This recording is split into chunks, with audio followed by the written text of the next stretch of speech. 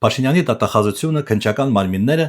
իրենց անմիջական պարտականությունները թողած, իրենց բանուգործը թողած, այսինքն փոխանակ զբաղվեն իրական հանցագործություններով, հարյուրավոր մարդիկ, հարյուրավոր ժամեր ծախսում են նրա վրա, որ համացանցում փնտրում են արտահայտություններ, որոնք կարող են վիրավորանք, հայհոյանք կամ սպառնալիք թվալ Փաշինյանին, ԿՊ-ական վերնախավին եւ բարձրաստիճան պետական պաշտոնյաներին։ Նրանք բնականաբար չեն փնտրում եւ չեն գտնում այն հայհոյանքները, այն սպառնալիքները, այն վիրավորանքները, որոնք հնչեցնում են իշխանության կողմնակիցները։ Օրինակ, քարով խփել եւ կաթողիկոսին սպանել սպառնալիքը նրանց համար սպառնալիք չէ եւ դրա համար այդ արտահայտությունը հնչեցնողը որևէ պատասխանատվություն չի կրել, նույնիսկ տուգանք չի մուծել։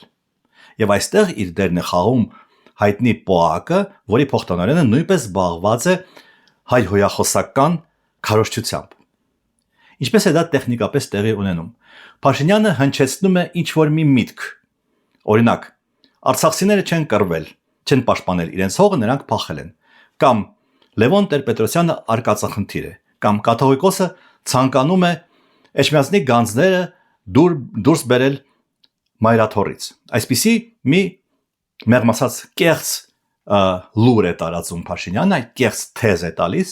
եւ մնացած նրա տակ գտնվող ուրեմն քարոզչական մարմինները, նրա ստորադասները պետք է այդ թեզերը, այդ պաստոլատները պետք է զարգացնեն։ Ովքեր են այդ նրա ստորադասները։ ԿՊ-ականները, նրա քաղաքագետները, նրա եվրոպամետ կողմնակիցները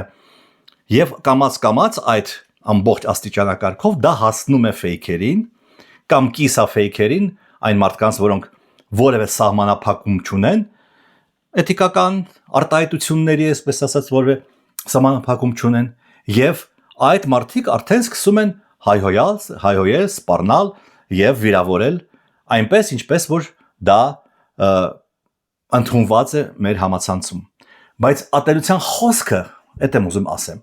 ատելության խոսքը գալիս է ամենավերևից եւ հետո որպես հրահանգ այն իջեցվում է համապատասխան մարմիններին։